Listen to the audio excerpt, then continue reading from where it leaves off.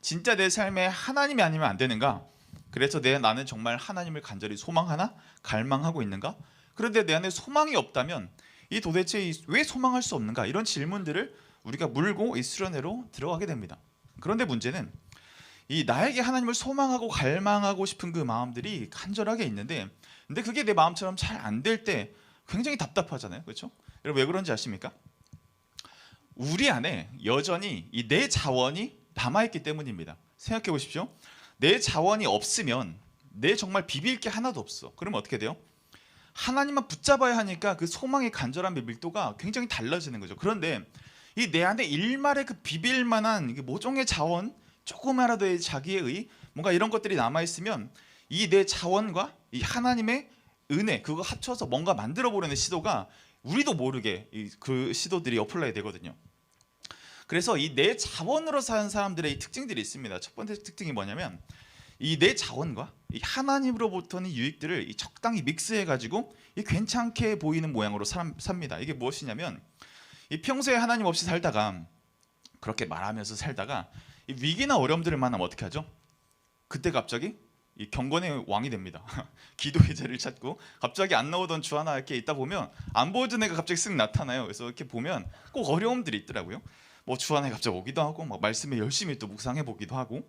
근데 그것의 핵심을 보면 내 남은 적당한 자원들과 하나님으로부터 오는 것들을 이렇게 잘 어떻게 믹스해 가지고, 그러니까 하나님 우리에게 주신 그 사명 비전과 상관없이 내가 어떻게 이 상황에서 하나님의 은혜를 통해서 덧입어서 내가 이 고난을 어떻게 회피하며 나아갈 수 있을까, 이걸 좀 어떻게 개선하며 나아갈 수 있을까, 그 방향으로 하나님 주시는 은혜를 이용하려는 그 마음이거든요. 그러면 어떻게 되느냐, 나는 내 자아가 원하는 대로 살아가면서 적당히 하나님의 공급과 그 위로하심, 그것들을 잘 포장해서 굉장히 잘 그 믹스해서 살아가거든요. 그게 뭐냐면 마치 인스턴트 식품 있잖아요. 포장도 그럴듯하고 간편하지만 영양가 없는 그런 식품처럼 우리의 신앙이 그렇게 간편해지는 거예요. 인스턴트 전자레인지 돌려서 땡 만드는 것처럼 필요할 때 찾고 어려울 때 찾고 내 가진 것을 어떻게 비벼가지고 그렇게 말아먹고 사는 것이 우리의 자원이 남긴 사람들의 특징이라는 것입니다. 그러면요, 우리의 삶에 하나님을 진실로 간절히 원하는 그 마음이 사라집니다. 왜 그럴까요? 적당히 이렇게 버무리고 힘들 때 적당히 기도하고 경건생활 적당히 이렇게 해나가면 내 삶이 돌아가는데 간절하게 하나님을 찾을 이유가 없는 거죠. 그런 내 자원으로 사는 이 사람의 두 번째 특징이 있습니다. 그 사람은 뭐냐면 내 기도의 내용이 바뀌지 않아요. 내 기도의 내용이 업데이트되지 않습니다. 왜요? 진짜로 하나님을 갈망하지 않기 때문에 내가 급하거나 내 삶의 어떤 찝찝한 것들, 내 문제들, 내 죄, 이것들만 두고 기도하기 때문에 내 삶의 어떤 기도의 바운더리, 기도의 질, 기도의 깊이가 깊어지지 않는 겁니다. 여러분 그런 분들 계시죠? 아니 그럼 목사님 기도라도 하는 게 다행인 거 아닙니까? 아닙니다. 여러분들 예수님이 가르쳐준 기도는 그의 나라와 그의 의를 구하는 기도이지 알량한 내 그 필요만 가지고 내 죄만 과몰입해서 하는 그런 기도가 아니라는 거예요. 하나님의 나라의 더 큰 그림과 그 부어주시는 그 소망, 여러분 그거 봐야 되거든요. 그 원대한 꿈, 그 비전을 보지 못하고 반복된 동일한 기도만 하다 보니까 하나님을 갈망하는 것을 떠나서 내 어떤 필요들에 따라 쫓아가는 그런 굉장히 초보적인 유아적인 그런 기도의 틀 안에서 발전되지 않은 모습을 살아가게 되는 것이죠. 여러분 진짜 절박한 사람은 진짜 복음 내 삶을 팍 뚫고 들어와가지고 내 안에 그 전적 부패, 와 진짜 쓰레기야, 와 음식물 찌꺼기처럼 막 들였더니 와 진짜 그 썩은 콩나물들이 내 내면에 있어, 음스 버릴 때마다 저는 그 생각을 하거든요. 전적 부패한 내 실존, 하나님 없는 삶, 이것에 대해 정말 정통으로 만나고 부서진 사람은 하나님을 갈망하지 않을 수가 없습니다. 하나님을 소망하지 않을 수가 없어요. 왜? 대안이 없거든. 다른 방법이 없거든. 그래서 나는 하나님을 소망하는가, 하나님을 갈망하는가, 이 질문을 내 마음에 딱 갖다 대보면요, 딱 답이 나오는 거죠. 나는 내 자원으로 살아가고 있는가? 여러분 소망하는 게 없습니까? 아니면 소망하는 게 하나님이 아닙니까? 세상입니까? 여러분 적당히 한량하게 비벼서 살아가고 있는 내 자원으로 그렇게 살아가려고 있는 것입니다. 여러분 기도 생활 중에 기도가 여러분들 깊어지지 않습니까? 반복되고 시간을 지켜서 기도하지만, 우선순위를 세워야 된다고 해서 막 같은 시간에 기도하지만 내 기도의 질과 깊이와 넓이가 바뀌지 않아요? 반복된 내 삶의 필요들, 내 죄된 마음들만 가지고 토라미하는 기도로 머물러 있습니까? 진짜 하나님 자체를 갈망하고 소망하는 마음과는 아직 거리감이 있는 거예요. 여러분, 하나님만이 진짜 우리의 소망입니다. 그분이 아니면 우리의 삶에 대안이 없습니다. 이 고백이 진심으로 병행될 때에야 이게 진짜 하나님을 갈망하는 마음이라는 것이죠. 이렇게 또 생각하는 분들이 계실지 모르겠어요. 아니, 어떻게 사람이 늘 이 간절함을 가지고 살아갑니까? 목사님도 지금 살면서 아내를 보면서 항상 설렙니까? 그렇지 않거든요. 근데 우리가 하나님을 갈망하는 건 또 다른 문제예요. 저는 이 하나님에 대해서 다 알고 있습니다. 하나님 나에게 어떤 복음의 일들을 하셨는지 너무나 잘 알고 있어요. 다 아는데 어떻게 늘 때론 이 간절함을 가지고 살아갑니까? 목사님, 그럴 때도 있고 그럴 때 있지 않은 것도 있는 것이 무슨 말이야? 그럴 때도 있고 그렇지 않을 때도 있는 것이 뭐 우리들의 자연스러운 일상 아닙니까? 근데 여러분, 이 뜨거운 불에 손을 대면 이 뜨겁다는 사실과 함께 뭐가 와요? 반드시 우리 이 척추 반사, 이 이멀전시가 위급함과 고통을 느끼고 내 손을 딱 떼게 되어 있죠. 사람이 물에 빠지면 이 죽을 것 같은 이 공포감, 그것과 함께 무엇이 오냐면 이 다급함과 위급함이 내 몸에서 막 일어나는 것입니다. 실제 상황이 되면요, 이 사실과 함께 뭐가 따라오냐면 이 감정도 함께 따라오는 거예요. 그래서 만약에 불에 손을 댔는데 뜨겁네, 뜨겁구나, 이 사실만 알고 있으면 어떤 사람이에요? 척추가 고장난 사람이에요. 척추 반사가 일어나지 않은 신경외과에 반드시 가야 될 사람이죠. 물에 빠졌어요. 내가 수영을 못해. 빠져서 허우적대는데 내가 물에 빠졌구나. 내가 빠졌구나. 내가 어떻게 되지 내 삶이? 이런 고민들과 사색을 즐기고 있다면 그 삶은 이 죽음의 공포를 느끼지 못하는 굉장히 무감각한 상태라는 것이죠. 이처럼 하나님에 대한 사실들을 우리가 너무나 정확히 아는데, 안다고 하면서 말하는데 이 구체적인 감정이 따라오지 않는다? 여러분, 그것은 적어도 하나님을 원하고 이 속에서 갈망하는 마음이 생기지 않는다? 그러면 이 반드시 신앙의 어느 그 지점에 이 이상이 있다는 징조거든요. 하나님과의 관계를 맡고 있는 것은 없는지, 내가 진짜 알고 있는 게 진짜 아는 건지, 혹여나 내가 잘못 알고 있는 게 없는지 반드시 돌아봐야 한다는 것입니다. 그것을 구분해 볼 수 있는 중요한 질문이 바로 오늘 핵심 질문, 나는 하나님을 소망하는가? 나는 하나님을 원하는가? 여러분 어떠세요? 10초를 드리겠습니다. 여러분들 마음속에 한번 질문을 던져보십시오. 10초. 자, 떠오르는 마음들 있죠? 자, 그 반응 가지고 오늘 말씀으로 들어가 보자고요. 자, 오늘 보면 골로새서 3장 1절에 우리에게 이렇게 말합니다. 위의 것을 찾으라, 위의 것을 생각하라. 이것은 단순히 이 긍정적으로 좋은 것을 보세요 이런 말이 아닙니다. 하나님을 소망하는 그 시선으로 여러분들의 그 시선이 완전 체인징 되어야 된다, 그 명령인 것입니다. 이 골로새서는 바울이 감옥에서 쓴 편지거든요. 이 골로새 교회 당시 이 바울이 직접 세운 교회가 아니라 그 동역자 그 에바브라가 복음을 전해 세운 교회였습니다. 그래서 그러다 보니까 어떤 일이 있었냐면 이 복음 외에 이 다른 것을 더하려는 시도들이 있었습니다. 뭐 유대 율법주의, 뭐 철학과 사변들, 천사 숭배, 이 금욕주의, 이 사람들이 예수만으로도 부족하다고 여겼던 흐름들이 이 골로새 교회 전면에게 깔려 있었거든요. 그래서 이런 흐름 속에서 바울은 단호하게 외칩니다. 우리 1절 말씀인데, 그러므로 너희가 그리스도와 함께 다시 살리심을 받았으면 위의 것을 찾으라. 거기는 그리스도께서 하나님 우편에 앉아 계시느니라. 너희들의 시선을 들어라. 땅이 아니라 하늘을 바라봐라. 주님을 소망하라. 그러면서 2절 함께 해볼까요? 시작. 위의 것을 생각하고 땅의 것을 생각하지 말라라고 말씀하십니다. 여러분, 생각하라라는 이 단어의 뜻이 무엇이냐면 쉽게 말하면 어떤 마음을 고정하다, 감정을 기울이다. 근데 저는 이 뜻을 채택하고 싶어요. 견해를 갖다, 이런 뜻이 있거든요. 여러분, 견해를 갖다라는 말은 굉장히 의지적인 말이잖아요. 어떤 정치적인 견해, 어떤 상황에 대한 견해를 갖는다고 하면 내가 많은 공부와 연구 끝에 내 삶과 내 가치관이 집대성돼서 내리는 그 판단이죠. 굉장히 지적이고 굉장히 의지적인 행위가 바로 이 견해를 갖다는 뜻입니다. 그러니까 이 말로 풀어보면 위의 것을 가질 수 있도록 견해를 가지라, 땅의 것을 바라보지 않는 그 견해를 가지라. 이 소망하는 것도 역시 의지적인 훈련이라는 거예요. 뭐예요? 소망이 우리 마음에 자연스럽게 생기는 게 아니라 의지적인 훈련이라는 것입니다. 감정의 흐름이 아니라 이 신앙의 시선을 결정하는 일이라는 거예요. 여러분, 제가 2024년도, 그러니까 재작년, 올해 작년이죠.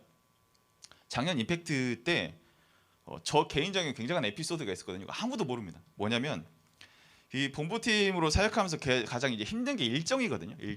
일정이 타이트해져서 뭔가 이제 한번 사고가 나거나 목사님 말씀이 쭉 길어지거나 그러면 이렇게 쫙쫙 밀려가지고 세네 교회를 한 번에 못 가는 그런 상황들도 생깁니다. 이제 그러다 보니까 이게 굉장히 타이트해서 뭔가 사고가 생기면 안 돼요. 근데 저에게 사고가 생겼습니다. 뭐냐면 일정이 타이트하다 보니까 가끔 끼니를 편의점에서 뗄 때가 있거든요. 근데 거기 제가 생선을 좋아하는데 생선 튀김이 있는 거예요. 그래서 시간이 없어서 막 먹었는데 마지막 먹었는데 목이 뭔가 불편해. 목에 가시가 걸린 거야. 간사님도 모를 거예요. 목에 그 정갱이 가시가 막혀가지고 목이 굉장히 불편한 거죠. 근데 지금 내가 이 병원을 가면 이게 오늘 일정이 쭉 밀리는 거예요. 그래서 참았습니다. 저는 그때 알았습니다. 이 사도 바울이 육체의 가시를 위해서 기도했다는 게 뭔지. 저는 너무 이게 육체의 가시구나. 와, 제 인생에 정말 그런 이 고통의 순간을 잊을 수가 없습니다. 그러니까 그게 계속 목에 가시가 있으면 어떻겠습니까? 계속 걸리적거리겠죠. 교회를 방문해서 기도하는데 기도할 때마다 말할 때마다 따끔거리고 밥 먹을 때도 그러고 잘 때도 그러고 계속 따끔따끔 거리는 거예요. 그래서 그때 제 소망이 무엇이냐? 주님, 이 가시를 빼주십시오. 이 가시만 빼주시면 일정이 순조로울 것 같습니다. 그런데 계속 근데 사역을 하면서 자꾸 이 제 안에 이 가시만 계속 집중하게 되는 거예요. 그러다 보니까 제가 마땅히 봐야 될 것들, 품어야 될 것들, 이 교회를 향한 그 주시는 그 마음들에 제가 집중이 잘 안 되는 거죠. 그래서 이 하루가 지나고 이 가시를 바라보는 제 시선을 바꿨습니다. 뭐 어쩔 수 없잖아요. 지금 병원 가면 하루가 쫙 밀려요. 그러면 일정에 엄청난 차질이 생깁니다. 주님, 이 가시라도 어떻게 좀 세입 받을 수 없을까요? 굉장히 좀 무모한 기도인데. 그래서 이 목에 있는 가시의 불편함과 답답함이 어떤 일본 교회의 답답함과 어려운 현실들을 좀 이렇게 공감할 수 있는 그런 통로가 되게 해주십시오. 주님, 제가 튀지 않습니까? 이런 거라도 제 마음에 좀 감정을 좀 일으켜 주십시오. 그 수단이라도 그렇게 사용한다면 그렇게 쓰임 받겠습니다. 그걸 저는 그 가시와 함께 계속 여정을 시작했습니다. 좋은 거 딱 한 가지 있더라고요. 운전할 때 절대 졸리지 않습니다. 침을 삼킬 때마다 잠을 깨워주거든요. 그래서 그 시간이 지나고 마지막 날 배에서 점심을 먹다가 이 가시가 딱 사라진 게 느껴지는 거예요. 근데 저는 그 시간을 지내면서 깨달은 게 뭐냐면 이 내 안에 어떤 결핍, 고통, 이 가시 이런 것들이 있다 하더라도 내가 이것을 고통으로 시선을 계속 바라보면 이 가시는 계속 나에게 불편을 주는 가시입니다. 그런데 이것을 가지고 혹여라도 그 교회를 향한 긍휼의 마음, 애통의 마음, 답답함을 공감할 수 있는 이 조그마하더라도 그것들이 창구가 된다고 한다면 그 고통조차 선함의 도구로 쓰임받을 수 있는 거구나. 이 소망을 내가 어떻게 바라보고 어떻게 결정하느냐에 따라서 이 내 고통과 내 겪는 어려움들도 새로운 시선으로 바뀔 수 있구나. 그것을 그때 깨닫게 되었습니다. 여러분, 의지적으로 나의 소망과 시선을 여러분들 옮길 수 있어야 돼요. 내 소망이 하나님에 대한 견해를 갖도록 계속해서 바라볼 수 있는 의지가 우리 가운데 필요합니다. 그럼 함께 따라오는 고민이 생기죠.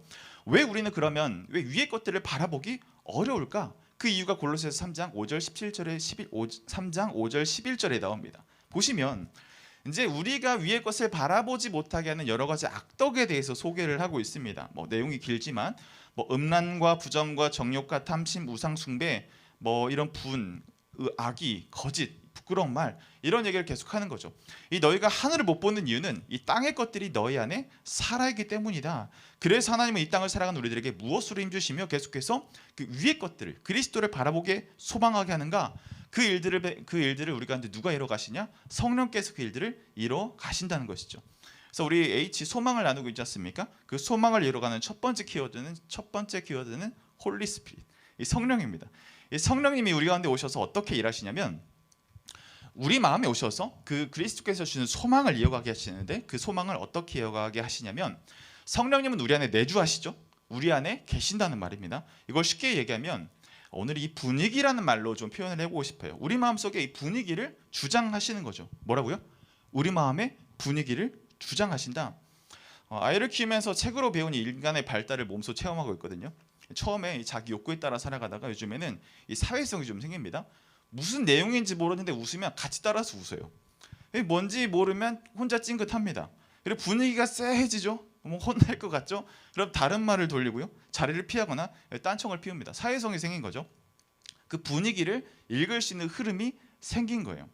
여러분, 관계라는 게 그렇잖아요. 인격적인 만남이라는 게 이 상대방의 어떤 이 공간의 분위기를 흐름을 읽는 것부터 시작되지 않습니까? 여러분, 분위기를 내가 만들기도 하지만 이 내가 맞춰야 될 때가 더 많은 거예요. 우리 회사에서 분위기 어떻습니까? 맞춰야 될 것들이 있죠. 우리 마을에서의 분위기 어떻습니까? 거기도 맞춰야 될 게 있죠. 집안에서도 또 내가 어디 결혼식에 가거나 장례식에 갈 때도 그에 맞는 무드, 분위기를 맞춰야 될 때가 있는 거예요. 이 분위기라는 것은 때론 우리의 의지와 상관없이 우리가 맞춰야 할 때가 반드시 있다는 거죠. 제가 분위기의 중요성을 굉장히 깨달은 인생의 한 가지 사건이 있는데 이 분위기에 휩쓸려서 결혼식 날짜를 잡았다는 거 아닙니까? 이제 결혼을 준비하면서 제 기도 제목이 주님 순조롭게 해주십시오. 그게 사인으로 알겠습니다. 그 무모한 기도 제목을 던졌습니다. 그래서 상견례를 하는데 분위기가 너무 좋은 거예요. 분위기가 완전 대신방인 거예요. 그래서 식사도 맛있게 하고 막 흥도 돋으니까 이 부모님들이 흥분해가지고 그럼 우리 결혼 언제 할까요? 결혼 어디서 할까요?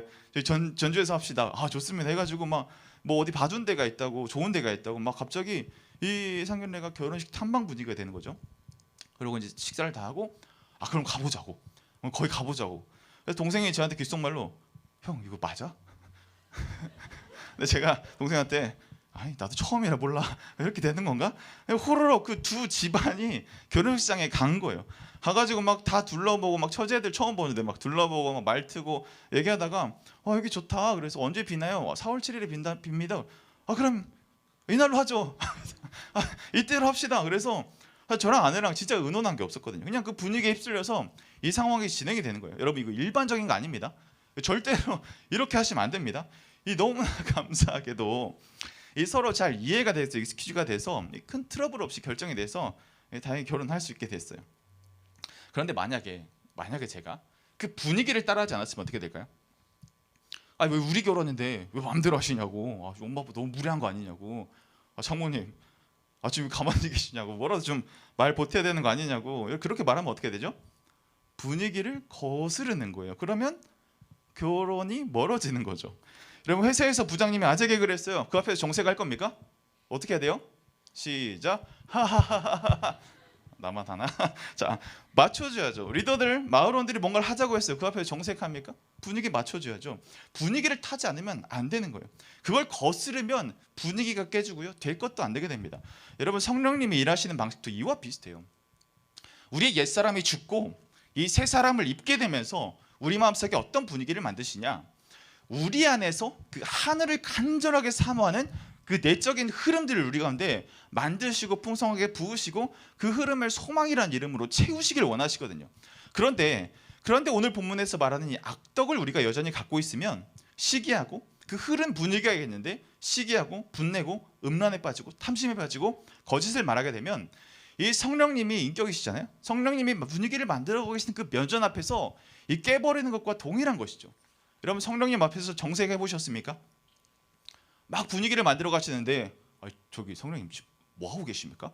저는 이 삶이 좋은데요. 그 앞에서 정색하는 것과 똑같다는 거죠. 주변에 분위기 깨는 사람들 있죠. 보면 어떻습니까? 굉장히 눈살이 찌푸려집니다. 눈치 없어서 답답합니다. 때론 무례하기도 해요. 내가 하려던 호의, 내가 주려던 것까지 다 멈추게 됩니다. 이처럼 우리 안에 새로운 일, 이 새로운 분위기를 성령 하나님께서 만들어 가시는데 우리가 그 분위기를 깬다? 성령님의 일하심을 막는 거죠. 이걸 성경에서 뭐라고 하냐? 성령을 회방한다. 이런 얘기를 합니다. 여러분 용서받지 못할 죄 중에 제일 극한 게 뭔지 알아요? 성령 회방죄입니다. 성령께서 하시는 그 일들에 대해서 우리가 반기를 드는 것, 그분께서 하길 원하시는 일들에 대해서 우리가 멈추라고 말하는 건 이거 굉장히 큰 죄 중에 하나거든요. 그래서 우리는 성령께서 우리 마음속에 만들어 가시는 이 분위기에 순종해야 됩니다. 여러분 우리 알바하면서 회사에서 상사와 매니저님 눈치 보잖아요. 그렇죠? 가정에서 우리 부모님 기분 맞추기 눈치 볼 때 있죠. 연애하면서 우리 서로 연애 감정들 신경 쓰면서 그러면서 왜 우리 내면 속에 있는 성령님 앞에서는 그렇게 쉽게 성령님 앞에 정색하고 왜 성령님을 거스르고 여러분들을 무시합니까? 성령님이 만드시는 그 분위기에 우리가 순종할 수 있어야 합니다. 그때 진짜 위의 것을 사모하는 삶이 시작이 됩니다. 그렇다면 이 성령이 만들어 가시는 그 분위기에 순종해서 위의 것을 소망하려면 우리는 무엇을 해야 될까요? 세 번째 H인데 휴머니티, 인격. 우리의 인격을 통해서 하나님께서 그 일들을 이루어 가신다는 것입니다.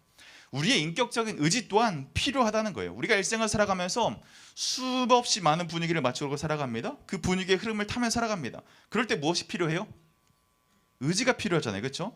여러분 부장님이 아재 개그하면 하하하 웃을 의지가 나에게 필요한 거예요. 남자친구 여자친구 화나게 하면 꼭 참을 의지가 필요한 거예요. 그렇죠? 상사와 매니저님이 좀 무리한 걸 요구하면 이를 꽉 물고 네 친절하게 대답할 의지가 필요한 것입니다. 그런데 여기서 우리가 구분해야 할 게 무엇이냐면 이 의지가 내 자아의 의지인지 이 자발적인 순종인지를 구분할 수 있어야 합니다. 우리 A.W. 토저 목사님께서 하나님을 갈망하다는 책에서 성령이 주시는 의지에 대해서 정확하게 구별해주고 계시는데 한번 들어보십시오. 의지란 무엇인가에 대항하거나 밀고 나가는 힘이지만 진정한 의지, 진정한 순종은 자발적인 항복에서 나옵니다. 우리는 성령의 흐름 앞에 고집을 꺾고 마음을 여는 인격적 결단을 선택해야 됩니다. 그것은 자아의 의지가 아닌 자발적인 순종이며 바로 진짜 소망을 따르는 삶의 방식입니다. 위의 것을 생각하라, 땅의 것을 생각하지 말라. 그 생각이 뭐라고 했죠? 견해를 갖다 내 모든 의지와 의성을 다 총동원해서 그것을 내가 선택하기로 결정하는 건 그것이 위의 것을 생각하는 삶이라 했습니다. 오늘 토조 목사님도 그 얘기를 하는 거예요. 너의 그 자아의 의지, 너의 어떤 그 알량한 의지가 아니라 성령께서 허락하시는 자발적인 순종에 너희들의 그 마음의 흐름을 맡겨드리고 그 흐름에 너희들을 순종하며 나갈 때 진짜 소망을 이루어 가신다. 그럼 그 자발적인 순종은 어떻게 생기는가? 하나님의 뜻을 갈망하기를 배우는 일은 결심과 의지력으로 이룰 수 있지만, 그러나 오늘 이 토조 목사님이 한 가지를 더 덧했는데 읽어드리겠습니다. 우리가 하나님 마음에 아주 가까이 살아서 우리의 심장박동이 하나님의 맥박을 반영하게 될 때 비로소 일어나는 것이다. 그럴 때 우리는 진심으로 기도할 수 있는 것이죠. 내 심장이 뛰지 않을 때 누구에게 가야 돼요? 심장이 쿵쾅쿵쾅 우리를 사랑하셔서 고동치는 그 주님의 심장 곁으로 갈 때 우리의 맥박의 그 심장 소리를 반영하게 된다는 통찰을 우리에게 남기고 있는 것이죠. 여러분, 너무 멋진 말 아닙니까? 하나님을 갈망하기 위해서는 우리 마음의 분위기를 성령님의 흐름에 맞춰가야 하는 거예요. 이를 위해 우리의 심장박동이 하나님을 따르게 할 수 있도록 우리는 하나님께 계속해서 가까이 가고자 하는 그 마음들, 우리 의지를 통해서 이 기도의 자리에 나오고 의지를 통해서 우리 악한 것들과 싸워 이기고 우리에게 선하게 주신 이 자발적인 수종을 통해서 그것들을 스스로 꺾어내기를 결단해야 되는 것이죠. 오늘 말씀을 마무리하겠습니다. 사랑하는 여러분, 오늘 말씀이 우리에게 던지는 질문은 단 하나입니다. 나는 진짜 하나님을 소망하고 있는가? 아니면 여전히 내 자원과 능력으로 이 적당히 비벼가며 살아가고 있는가? 우리가 위의 것을 생각하지 못하고 하나님을 간절히 갈망하지 못하는 이유는 여러분 너무나 심플합니다. 아직 내 안에 이 땅의 것이 살아있기 때문입니다. 음란과 탐심, 분과 악이, 그리고 여전히 하나님보다 세상의 자원이 더 믿을 만하다는 그 뿌리 깊은 착각들. 그러나 하나님은 그런 우리를 절대로 포기하지 않으십니다. 그래서 하나님은 성령님을 통해 우리 마음속에 이 소망의 분위기를 만들어가고 계시는 것이죠. 여러분들 그 분위기에 편승하기를 소망합니다. 그 분위기에 민감하게 반응하기를 소망합니다. 그래서 내 어떤 알량한 의지가 아니라 주시는 자발적인 순종의 마음으로 하나님 인격적으로 선택해서 그 초대에 응답하며 살아갈 때 우리의 삶, 우리의 삶의 견해는 점점 하나님을 소망하는 삶이 되어갈 수 있는 것이죠. 사랑하는 여러분, 혹시 지금 하나님을 소망하지 않으신 분이 계십니까? 이것이 바로 우리의 신앙의 이상 신호임을 여러분들 반드시 기억하셔야 합니다. 하나님을 안다고 말하면서도 어떤 감정, 간절함이 없다면 여러분 그것은 영적인 무감각인 거예요. 성령의 분위기가 느껴지지 않고 그 흐름에 거스르며 살아가고 있다면 우리는 다시금 그 성령의 주도권 앞에 항복해야 될 줄 믿습니다. 오늘 우리 안에 내 자원의 착각을 끊어내고 하나님이 아니면 안 된다는 이 소망의 자리에 다시 서는 그런 결단이 있기를 축복합니다. 이제는 그저 해왔던 습관으로 위를 바라보지 마십시오. 성령님 안에서 자신의 견해를 견지하십시오. 유지하십시오. 자발적인 순종을 통해 그 삶을 선택하십시오. 이런 성령의 분위기에 민감하게 반응하며 자발적으로 순종함으로 진짜 하나님을 소망하는 삶. 하나님이 안 됩니다. 하나님 도와주십시오. 내 인생에 다른 대안은 없습니다. 그 고백으로 그 위의 것을 사모하는 삶을 살아내시는 저 여러분들 다 되시기를 주님의 이름으로 소망합니다.